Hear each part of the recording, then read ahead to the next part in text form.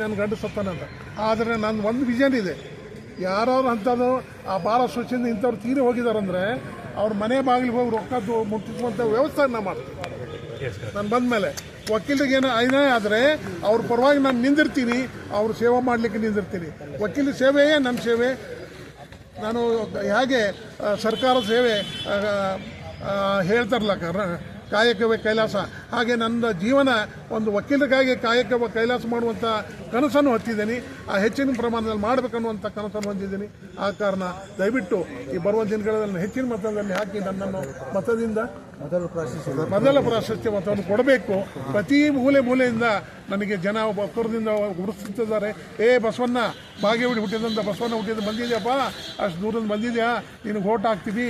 ಮತ್ತು ಭಾಳ ಜನ ಉತ್ತರ ಕರ್ನಾಟಕದವರು ಇಲ್ಲಿ ಪ್ರಾಕ್ಟೀಸ್ ಮಾಡ್ತಾ ಇದ್ದಾರೆ. ನನಗೆ ನಿನ್ನೆ ಎಲೆಕ್ಷನ್ ಫಾರ್ಮ್ ತುಂಬಿದ್ದೇನೆ. 18ನೇ ತಾರೀಕಿಗೆ ಕ್ರಮ ಸಂಖ್ಯೆ ಬರ್ತದೆ.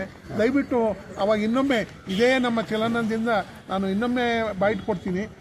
ನನಗೆ ಕೊಟ್ಟಂಥ ಪ್ರೆಸ್ದವರಾಗಲಿ, ಆಮೇಲೆ PNR ಇವರು ಮಾಡಿದ್ದು ಆಗಲಿ, DGR ಆಗಲಿ, ಮೀಡಿಯಾದವರಾಗಲಿ ನನ್ನಂಥವ್ರಿಗೆ ಸಹಕಾರ ಕೊಡಬೇಕು. ನಂದು ಏನಿದೆ ಅಂತಂದರೆ ಹಣ ಕೊಡಲ್ಲ, ಸರೆ ಕೊಡಲ್ಲ, ಕೋಳಿ ಕೊಡಲ್ಲ, ಯಾವುದೋ ಆಶೆ ತೋರಿಸಿದೆ.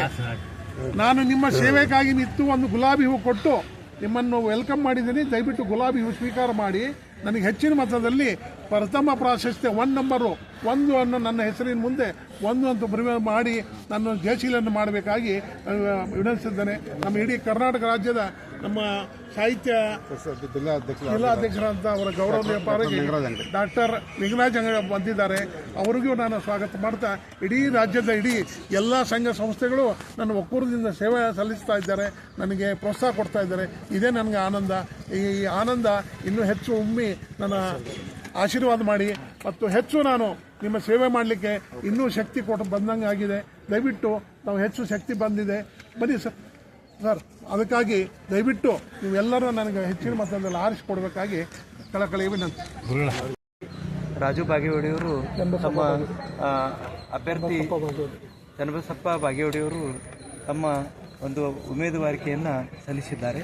ಅವರಿಗೆ ಎಲ್ಲರೂ ಕೂಡ ಇಡೀ ರಾಜ್ಯದಲ್ಲಿ ಬೆಂಬಲಿಸಬೇಕಂತ ಹೇಳಿ ಈ ಮೂಲಕ ಕೇಳ್ಕೊಳ್ತಾ ಇದ್ದೇನೆ. ನಾನು ರವೀಂದ್ರ ತೋಟಿಗೇರ್, ಸಾಹಿತಿ, ವಕೀಲರು ಹಾಗೂ ಗಣಿತಜ್ಞ. ಜಾಯಿಂಟ್ ಡೈರೆಕ್ಟರ್ಗೆ ನಾನು 2013ರಲ್ಲಿ ನಿವೃತ್ತಿ ಆದ ನಂತರ ಉಚ್ಚ ನ್ಯಾಯಾಲಯದಲ್ಲಿ ನಾನು ನನ್ನ ಪ್ರಾಕ್ಟೀಸ್ ಮಾಡ್ತಾ ಇದ್ದೇನೆ.